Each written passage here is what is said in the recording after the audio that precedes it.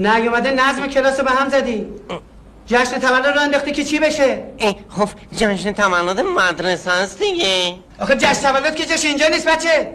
اینا به کنار، تو دیر اومدی. چرا دیر اومدی؟ تمام دفترتون که برای چیزی موشک درست کردی. 2000 تا سوال میکنی، سوالی که نه سر داره نه جواب داره. میخوام جوابتو بدم که تو گوش نمیکنی.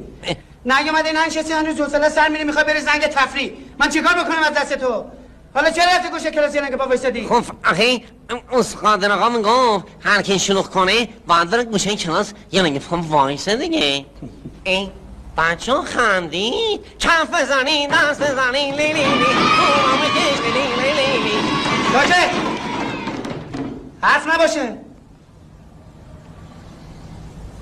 نشد ما یه لبخند بزنیم نظم کلاس نریزه به هم. شما تشریف ببریم پیش آقای مدیر، ایشون تکلیف شما رو روشن میکنه. بفرمایید.